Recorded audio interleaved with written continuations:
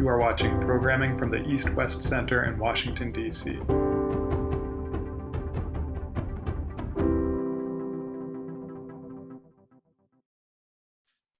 Well, hello and welcome, everyone. My name is Tokola, and I am the Executive Associate to the Director at the East-West Center in Washington. Thank you all for joining us for what is sure to be a fascinating discussion with Dr. Mo Taylor on North Korea and Guyana's relations during the Cold War. Today's discussion is the fifth in a series that is examining North Korea's historical and contemporary relations with countries in the Global South. And this series builds off a joint project between the East-West Center and the National Committee on North Korea titled North Korea in the World, which I urge you all to look at. North Korea in the World is an interactive online resource on North Korea's external relations that provides in-depth analysis and information on North Korea's international ties. Today's discussion will be moderated by Dan Wertz, who is Senior Advisor at National Committee on North Korea, where he has worked since 2011. Dan manages NKW Research and Publications, and he is the lead researcher and editor of the North Korea in the World website. He also serves as chair of the steering committee of George Washington University's North Korea Economic Forum. Dan received master's degrees in international and world history, and a joint program from Columbia University and the London School of Economics, and a bachelor's degree in history from Wesleyan University. So Dan, it's a pleasure as always for us at the East-West Center to be partnering with you and with your team at NCNK. With that, thank you, Dan, and over to you. Thank you very much for that introduction, Ross. It's great to be here today. I'm really excited about today's discussion on North Korea's relations with Guyana and with Latin America more broadly. Dr. Mo Taylor, who's here with us today, has done some really groundbreaking research on this relationship, along with a handful of other scholars. And it'll be great to really delve into what I think is a very fascinating and little known relationship. As always, for people in the Zoom webinar audience, please feel free to ask questions using the question and answer function. I'll start with a conversation with Dr. Taylor, and we'll take questions from the audience as we move along. Dr. Taylor holds his PhD degree in history from the University of British Columbia, where he wrote his dissertation on North Korea and revolutionary movements in Latin America. He's currently a Social Sciences and Humanities Research Council of Canada postdoc fellow at the University of Wisconsin-Madison. So, Dr. Taylor, I want to start today's discussion with a kind of general question. You've written that North Korea and Guyana enjoyed a decade of exceptionally intimate political, economic, military, and cultural cooperation from roughly 1974 to 1985. How did this come to be? How did two small countries on opposite sides of the globe with such very different histories, cultures, political systems come to have this kind of very close partnership? Yeah, thanks, Dan. Thanks for the introduction, and thanks for having me today. So this relationship that develops between the DPRK and Guyana in the mid-1970s is best understood in the context of a new direction in DPRK foreign policy that really gets underway in the early 1970s, in which the DPRK is really seeking greater integration with and exchange with the international community, particularly in the Global South, or what was called the Third World. In the past, particularly in Latin America and the Caribbean, the opportunities for the DPRK to have what we would think of as normal bilateral state-to-state relations were quite limited. And so in that period, the DPRK leadership was more interested in cultivating relationships with left-wing opposition movements, revolutionary movements, anti-colonial movements. In the early 1970s, for a whole number of reasons, this foreign policy strategy undergoes a fairly radical shift to a much more moderate one, focused on peaceful diplomacy, multilateralism, particularly within the Global South. Key to this new direction in foreign policy is the effort to build a coalition of support within the Third World for what from 1973 onward, it's calling its 5-point plan for Korean reunification. And like I said, there's a whole lot of factors pushing DPRK foreign policy in this new direction, the key is the rise of the non-aligned movement, which the DPRK leadership develops a real enthusiasm for, and the growing power of third world countries, of the third world within the United Nations General Assembly as a consequence of decolonization. So there are different ways in which the DPRK can utilizes to build this coalition of support within the third world. It's pursuing bilateral ties at the state-to-state level. It's offering its solidarity with countries with popular quote unquote third world causes. It's positioning itself as a model for the third world, as a country that has something to offer and to teach countries in the global south struggling with the challenges of underdevelopment, of foreign domination of the economy. And by promoting a DPRK solidarity movement at a grassroots level, at the level of civil society. So this is the context in which Guyana becomes a natural ally for the DPRK in this period.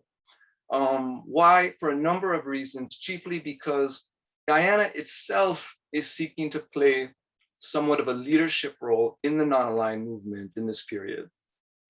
Part of this is Guyana's Prime Minister, Forbes Burnham, leader of the People's National Congress, or PNC, develops a reputation, under his leadership, Guyana develops a reputation for being an extremely, we might even say aggressive and outspoken advocate for, again, quote unquote, third world causes in international fora. And as the DPRK is seeking new allies in the global south that will act on its behalf and support its 5-point plan for reunification, Guyana is an appealing ally in this sense. Also, we could say that if in this period, the DPRK is positioning itself as a teacher, Guyana in this period is positioning itself as the student that is eager to learn, we could say. And we can get more into that later.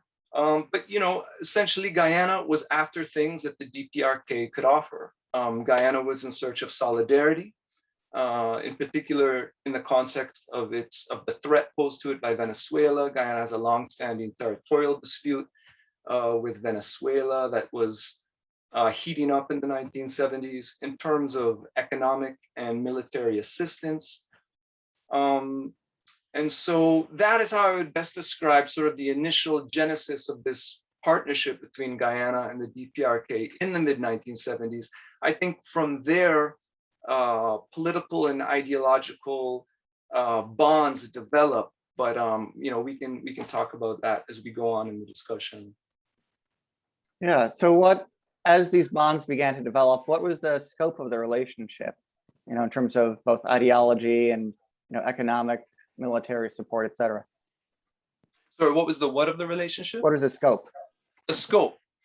It was very broad and very wide. In terms of economic, technical cooperation, Guyana received a lot of support from the DPRK in terms of its goals of agricultural, of food self-sufficiency, or what we today might call food sovereignty. So a lot of the assistance that DPRK was able to provide for Guyana was in the realm of agriculture, fishing, drainage and irrigation. So this may have been efforts to increase the productivity of traditional agricultural sectors such as rice, to implement new ones in line with the Guyanese government's agenda of relying less on imports, on food imports, and being able to produce more things locally. It meant material support for agriculture to boost agricultural productivity. So things such as tractors, boat motors for fishing boats, farming equipment, machinery, implements. Some of the assistance which was coming from North Korea was more industrial and extractive. Most notably, the DPRK built a glass factory in Guyana. There were a lot of projects that preliminary planning or construction began, but were cut short because overall, this was a relatively brief relationship after all, in the sense that it lasts about a decade. It lasts from the establishment of diplomatic relations in 1974. It peaks in the late 70s. However, Forbes Burnham dies quite unexpectedly in 1985. And this really begins the decline of the DPRK-Guyana relationship. So a lot of projects in which preliminary work began, this included gold mining, manganese mining, hydroelectric development, never really got off the ground because that relationship was cut short. I have to mention military assistance. This was very important for Guyana in light of the very real threat it faced from Venezuela. So the DPRK was able to provide a lot of military hardware to Guyana that it didn't previously have, artillery, military patrol boats. Officers of the Korean People's Army were actually stationed in Guyana, providing artillery training. And then there was exchange and cooperation in the realm of education and culture, which maybe we can talk about later because that's kind of its own separate topic, but that involved things such as mass games, Guyana's efforts to adopt policies and projects or to implement projects inspired by projects it observed in the DPRK related to education, youth development, cultural construction. You know, on the other hand, there were things that Guyana was able to provide for the DPRK. So it wasn't simply one country receiving aid and assistance from the other, although definitely that relationship with aid was asymmetric. There were things Guyana could provide to the DPRK as well. This included bauxite, this included timber, and perhaps most significantly, the government of Guyana created a English as a second language program for North Korean students at the University of Guyana. And as far as I know, Guyana is the only non-communist country in which North Koreans in large numbers went to live and study, as far as I know. Yeah, lots of Guyanese who visited the DPRK in this period have funny anecdotes about North Koreans who speak English with a Guyanese accent as a result of this period of cooperation. Did a lot of North Korean diplomats and translators, learn English in Guyana? Was that, a pretty big pipeline for them? Is my understanding, yes. Now, many of these were fairly young students, so it wasn't always clear what profession they were moving on to. But I've since been told by North Korean diplomats that, yeah, many of the best English speakers in the Ministry of Foreign Affairs are graduates of that program. So my understanding is that many of these North Koreans who lived and studied English in Guyana went on to careers in the diplomatic sector. Fascinating. And you mentioned that, North Korea's kind of general ideological orientation of supporting anti-imperialist, kind of third worldist governments and the third world movement was important for developing the scope of its relationship with Guyana under Forbes Burnham. But was there anything, particularly about the North Korean model that appealed to the Burnham government? The kind of cult of personality around Kim Il-sung, the kind of highly disciplined structure of North Korea society? Yeah, well, definitely Forbes Burnham and other people in the PNC leadership were genuine admirers of Kim Il-sung and of the political system that they observed in the DPRK. A few factors are key here. So you have to understand, in this period, Burnham had his own unique doctrine of his own invention that he called Cooperative Socialism. Not unlike Juche, this was defined as Marxism-Leninism adapted to Guyanese conditions. as a distinctly Guyanese road to socialism. This is part of a broader trend that was taking place in the third world. You have other examples of this kind of African socialism, Arab socialism, Julius Nyerere with his Ujamaa socialism, Gaddafi's Green Book, etc. So Burnham, to some extent, was in a broader atmosphere, a broader political climate taking place within the non-aligned third world. Key to Burnham's doctrine of cooperative socialism was the principle of self-reliance. So this was, you could say, maybe this was the first point of connection between cooperative socialism and Juche, or what Burnham admired about the DPRK, this idea that the DPRK had reached a very high level of self-sufficiency. The key development goal of the Burnham government was called Feed, Clothe, House, FCH. That Guyana would become totally self-sufficient in food, clothing, and housing by 1976 originally. That was the first goalpost. That didn't happen. It never happened, but that was the goal, self-sufficiency in food, clothing, and housing. The second aspect is that Burnham believed that education was the foundation of development. In the context of Guyana in the 1970s, development means the building of socialism. So the idea that to transform objective conditions, you must transform first subjective conditions. To build the material and economic basis for socialism, you must first transform the mentality, the values, the way of thinking of the masses. And you do this through education and through culture, what Burnham would call a cultural revolution. Again, there's a real obvious parallel here between this and the ideology of the Korean Workers' Party. So again, Burnham believed the DPRK was a society, was a system where this transformation of people's values, of their attitudes, in a way that was necessary to build socialism had been achieved. And you mentioned discipline.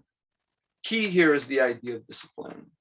And I've argued this is actually something, you can't confine this to Burnham. This is a much more deeply ingrained attitude in Guyanese society. It's still a popular idea in Guyana, that Guyana's problems can be largely attributed to a lack of discipline.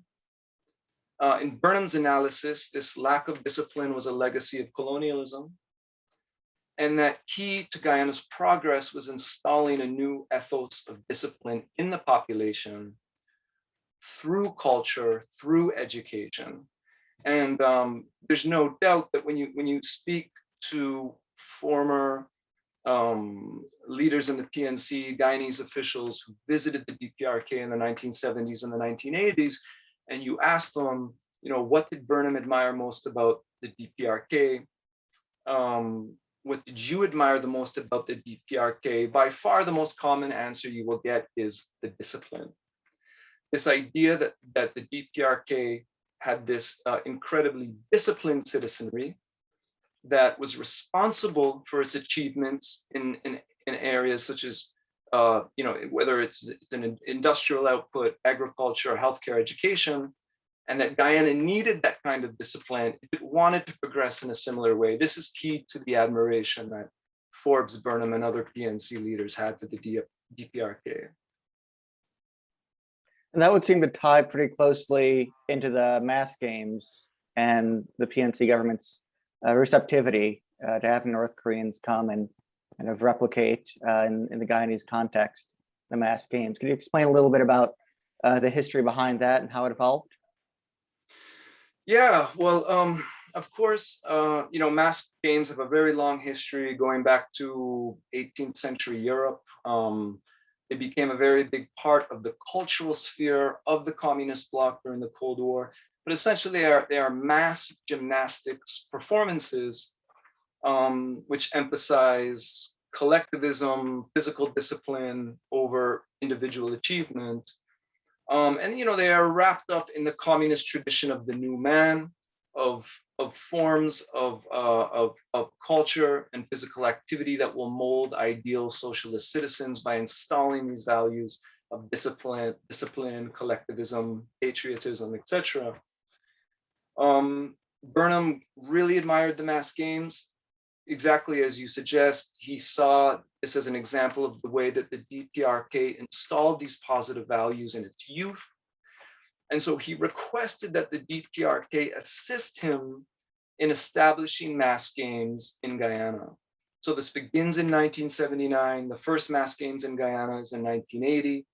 It continues annually until 1992 with the end of the PNC government. Yeah, in a way, what's fascinating about the mass games, I mean, I think there's two things that are fascinating about the story of mass games in Guyana. One is that it was a distinctly Guyanese appropriation of the North Korean medium. So what I mean by that is, although the medium was adopted from the DPRK and it followed the same structure, the visual, musical, artistic, political, cultural content was completely Guyanese. So it was mass games, but it was about Guyana. It was about Guyana's history, Guyana's goals, Guyana's culture, Guyana's natural beauty.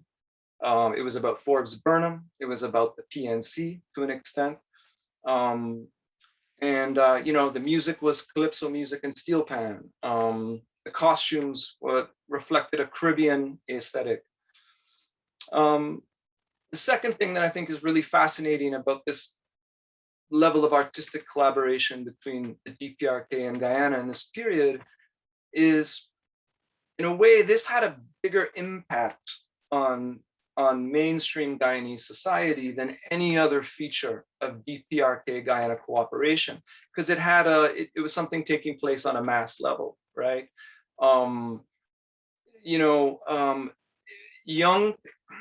A huge swath of Guyanese society was impacted by mass games in some way, whether you were a young person in elementary school who was training for several months of the year and performing in the mass games, whether you were a parent and you had children that were in the mass games. So, most Guyanese people that were around in the 1980s remember the mass games and have very strong feelings about it, either one way or the other. Mass games were controversial.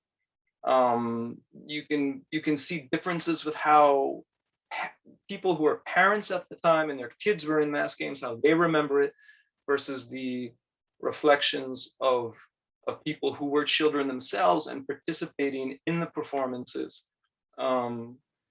However, there's no doubt that mass games was a major part of the cultural life of Guyana for over a decade. And the mass games, if I'm not incorrect, they continued for several years after Forbes Burnham's death, correct? So how do they kind of continue on and finally come to an end? Yeah. Well, when Forbes Burnham died in 1985, he was succeeded by Desmond Hoyt. Desmond Hoyt was generally seen as representing what we could call the right wing of the PNC.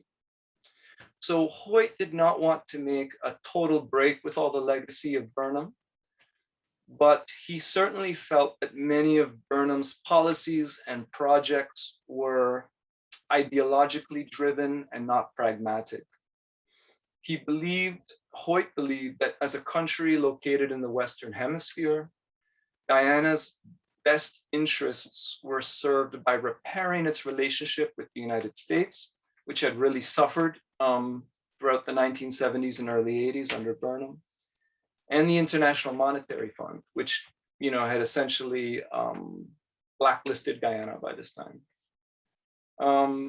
So Hoyt leads the shift away from a lot of these more radical socialist-oriented policies. Mass games continues, In 1992, Guyana has the first widely recognized as the first free democratic elections it's had in 28 years. And the PNC is voted out of office. The new party coming in, the opposition PPP, the People's Progressive Party, really wants to cleanse all traces of the Burnham era. So that includes the end the mass games, and even a lot of the photographic and film documentation of the mass games was destroyed, unfortunately.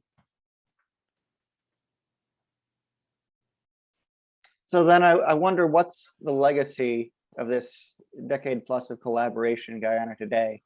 You mentioned that, you know, parents of children themselves who participated in the mass games tend to remember them fondly. Is there still kind of a visible cultural imprint based on this decade of cooperation, or is it something that, you know, maybe the older generation remembers, but, you know, doesn't really have much of an impact on younger Guyanese? Yeah. Maybe I have three comments to make regarding that question. One, I should clarify. I wouldn't say that Guyanese remember mass games fondly. I would say they are deeply divided how they remember mass games. Certainly some remember it fondly. Others don't.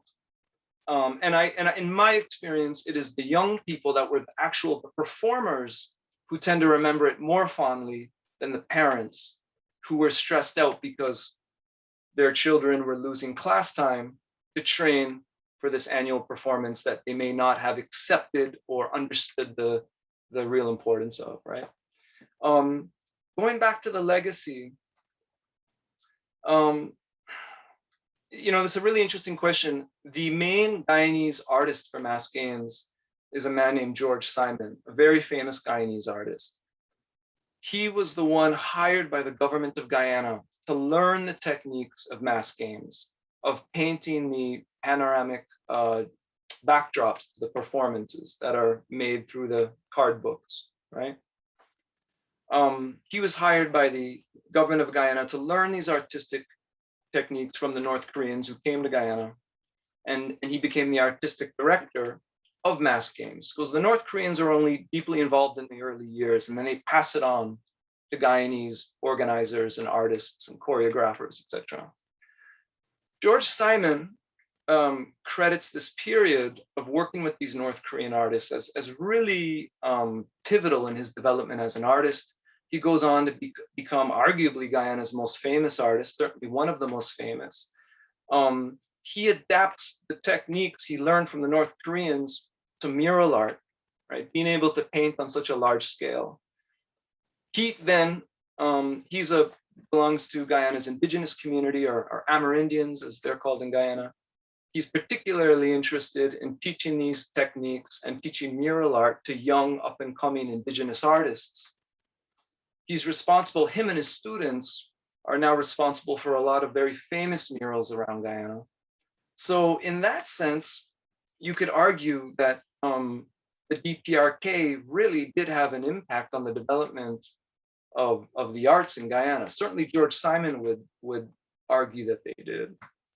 But lastly, I would say more broadly, Guyana is in a really interesting juncture today, because there's no doubt that times were tough in the Burnham era. There's no question about that. No matter how much, there are people that really admire Burnham,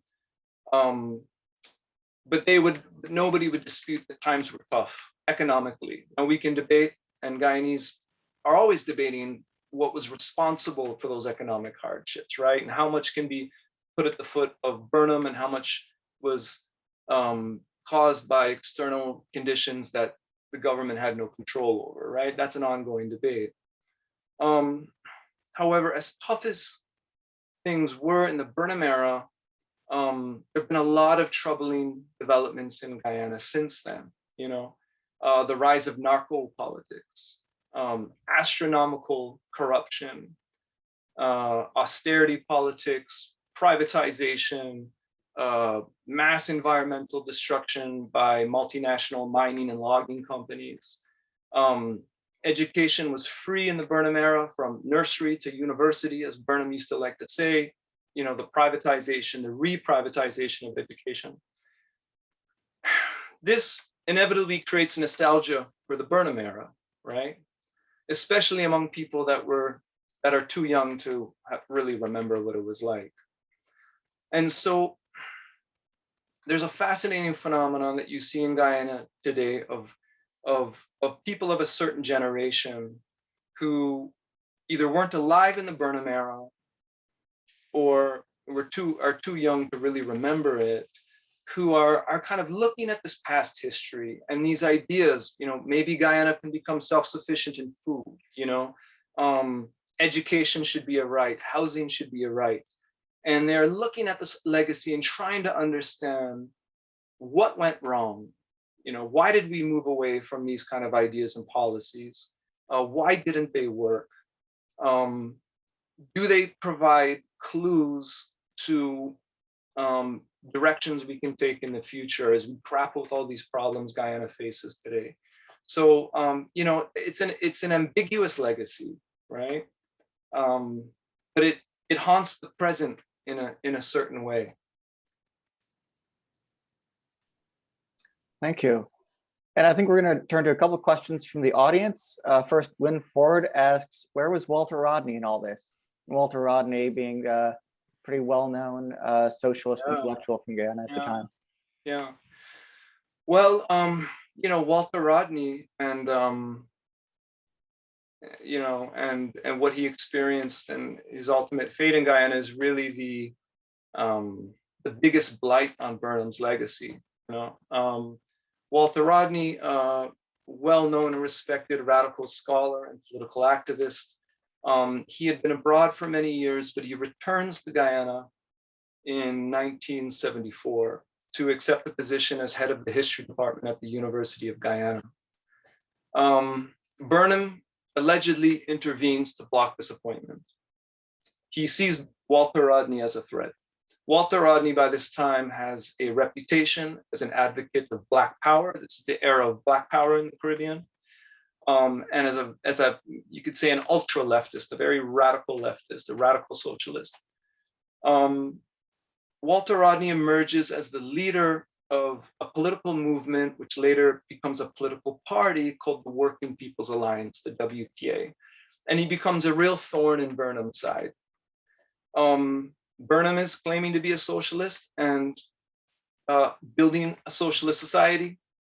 Walter Rodney and the WPA say, no, you're not, you're a fraudulent socialist. We are for real socialism. A fascinating thing about Guyanese politics up until, well, really during the entire Cold War, it was essentially a three-party political arena, and they were all socialist parties. It was a socialist government defending itself against two socialist opposition parties, and they're all accusing the other of not understanding what socialism means. Walter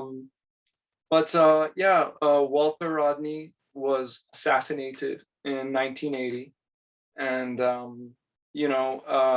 there's little doubt in anyone's mind today that the Burnham government was responsible for his death. And did Walter Rodney, did he have any kind of comments or impressions on the North Korea relationship at the time? Yeah, that's a really interesting question. It's funny, I'll come back to Rodney. The other major opposition party in the country is the PPP, led by Chetty Jagan, which was the Moscow recognized Marxist-Leninist vanguard party in Guyana. Unlike the WPA, it by the mid-70s is taking a position towards the government of we support some of what you're doing in principle. We just think you're doing it wrong, and you've got a lot of problems with corruption in your government and your party. And it called its position critical support. So the PPP really supported Burnham having closer relations with the DPRK. supporting the DPRK at the UN General Assembly, supporting the 5-point plan for reunification. Walter Rodney represented a younger generation of the left. We could call it the West Indies 1968 generation, right? Which had a different set of influences. And, you know, part of that kind of more, these ideas coming out of the new left and Black power was more skepticism towards the communist bloc. Less, not to say no degree of support for or admiration for, but you could say that Rodney's generation was more critical of, you know, actually existing socialism. And so Rodney's position was actually that Burnham's government's relations with countries like the DPRK, and, you know, to the extent that it had relations with the Soviet Union and Cuba as well, were superficial. That they were part of the performance that masked ulterior motives, right? Rodney's position was that Burnham isn't really a socialist. This isn't a socialist government. They're not building socialism. So they looked at relations with countries like DPRK as more performative than reflecting a genuine commitment to radical change. I guess that's how I would describe it. Thanks. And I think that brings us to a set of questions asked by Greg Sarlato. He says, thanks for the great presentation. So how does Burnham's branch of socialism compare to Kim Il-sungism? Would you describe Burnham as a disciple of Kim Il-sung, or it was more of a kind of special fraternal relationship forged in our style socialism or communism? Was Burnham's system as repressive as Kim's, or was it different? Were there purges, political prisoners, political detentions in Guyana? And were they, if so, you know, inspired by North Korean methods? And finally, Greg asks, what brought about the downfall of socialism in Guyana, and what are possible lessons learned for North Korea? Okay. Yeah, that's a really interesting question. Was Forbes Burnham a disciple of Kim Il-sung? I mean, on one hand, Forbes Burnham certainly liked to present himself as an original theoretician, right? That was part of his personality cult. Cooperative socialism was his brilliant invention. On the other hand, part of the Burnham brand was this idea that he could learn from and borrow from different models, even non-socialist models, and he could mix them all together as long as they made sense, as long as they were good for Guyana. And this goes back to his philosophy of non-alignment. He really believed that Guyana under his rule would just kind of trade with both sides of the Cold War, cooperate with both sides of the Cold War. He could adapt and learn from different sources. So he never, although he did like to sort of position himself as a great leader and a theoretician, he also was not shy about the fact that he was borrowing, adapting from different sources. So he was certainly influenced by some things he witnessed in Cuba, in Tanzania, in Yugoslavia. But I think more than anyone, he was influenced by the DPRK. There's no doubt that he had great admiration for Kim Il-sung. He wanted, or at least promoted, encouraged people within the PNC to study the works of Kim Il-sung. There were all these Juche study groups that were supported by the state in part in Guyana at the time. You know, the party newspaper for a period, the PNC party newspaper, which is called New Nation, features, you know, it wouldn't be unusual for it to have Kim Il-sung's portrait on the front page, definitely inside its pages, theoretical treatises by Kim Il-sung. At the same time, yeah, there's, you know, the DPR, Guyana under Burnham was not like an attempt to recreate the North Korean model. He adopted selectively from the DPRK model. At the end of the day, it was something. It was something fundamentally different in many aspects.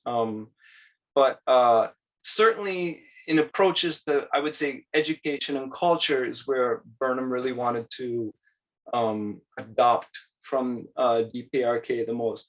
The other questions, there was undoubtedly repression in the Burnham area. The Burnham government meddled with elections to ensure the PNC would stay in power. It stayed in power for 28 years, in part to these methods. That's not to say Burnham didn't have a degree of popular support among a certain segment of the population, because he certainly did.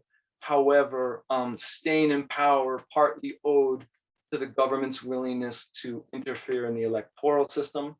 And there was also a degree of crude repression, strike breaking, police and soldiers and party militants attacking demonstrations, peaceful demonstrations. And I mentioned the death of Walter Rodney. There were a handful of other opposition activists who were killed in this period and who are generally believed to have been the victim of the government security forces. I mean, in an era, I mean, Burnham is a contemporary of Pinochet and Pol Pot, right? So Guyana may have not looked that repressive in comparison, but yeah, there was a degree of violent state repression in the Burnham era.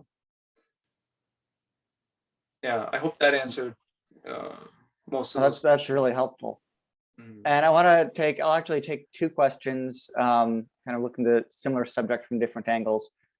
First, from Dr. Benjamin Young, asking if you were able to interview any Guyanese who worked on any industrial projects along North Koreans, and if so, what were their impressions of the North Korean industrial workers?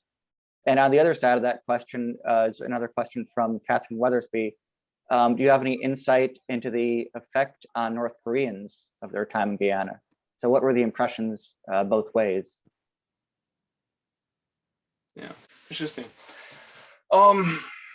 Yeah, I have met and known Guyanese who have worked alongside North Koreans. My uncle worked alongside North Koreans at the Guyana Pharmaceutical Corporation, which was the state-owned pharmaceutical manufacturer established in the 1970s, where there were North Koreans working. Yeah, I've also met many Guyanese who worked alongside North Korean artists in the context of the mass games. The general memory of the North Koreans in Guyana is as these incredibly hardworking people, very nice, very friendly, very helpful is a word I hear a lot. They also have a reputation for a kind of a zealousness, a zealotry, we could say. I'm remembering the former Minister of Education, Malcolm Paris, once put it, these are people who live their politics 24 hours a day, is the way he put it. There's a lot of kind of humorous anecdotes about the clash between the much more disciplined culture of the DPRK and the somewhat stereotypically more laid back, lackadaisical pace of Caribbean culture. When the North Koreans are in town, we have to set our alarms because, we're going to show up an hour late, but we know they'll be there 10 minutes early, these kind of humorous anecdotes you hear. I would also say some Guyanese of this era remember what you could describe as sort of genuine friendships with North Koreans. Particularly, I find when it came to artistic collaboration, which is interesting. Guyanese and North Korean artists who had the opportunities to kind of hang out informally and have friendships and talk about art and teach each other different techniques. But often there's also a feeling that they're somewhat encapsulated, right? While they're in Guyana, they are kind of amongst to themselves, and they're limited to the extent that they can sort of explore and interact in Guyana, informally speaking. And then in answer to the second question, yeah, it's funny, you know, Guyana has, to this day, Guyana has a certain reputation within, among North Korean diplomats, within the Ministry of Foreign Affairs. Veterans of the DPRK, of the diplomatic service, of the Ministry of Foreign Affairs, of the Committee for Cultural Exchange of Foreign Countries, they remember Guyana. You know, they haven't forgotten this legacy of close cooperation between the countries. If you've ever had the opportunity to visit the Juche Tower in Pyongyang, you'll notice there's more plaques dedicated from Juche study groups and DPRK solidarity committees from Guyana than any other country. I'm confident in saying that. And there's also, and this is really interesting, reciprocally, there is sometimes a sadness there, right? There are Guyanese of a certain generation that remember this era of close collaboration and feel like they've been out of touch with what's been happening in the DPRK since the 1990s. You know, I can tell you that you know, many Guyanese that had the opportunity to visit the DPRK in the 70s and the 80s were really affected by the hardship the country faced in the 1990s, and hearing the reports of famine and food shortages, and that was difficult for them to understand as people who had seen the DPRK in the 80s and the 1970s. Likewise, I think North Koreans who are involved in this era of cooperation with Guyana, they're also left wondering, well, what happened here? You know, we used to be such good friends, and now, you know, we don't visit one another. The delegations aren't going back and forth. It doesn't seem like there are the same opportunities for collaboration. So, yeah, I hope that answers the question. Oh, that's great. Dr. Taylor, thank you so much for spending the time with us today. We are a little over time, but it's been a really fascinating discussion. And thanks to everyone in our audience for being here today. We've got one more episode in our North Korea and the World webinar series, August 25th. We'll be speaking with Dr. Tycho van der Hoog on North Korea relations with Namibia and Southern Africa, and hope you all tune in then. Dr. Taylor, thank you again so much, and hope you all have a great day. Okay, thank you so much, Dan. Thank you, Ross. Thank you, Sarah. Thank you, Esther. I really appreciate the opportunity. It was a lot of fun. Thank you. Have a good one.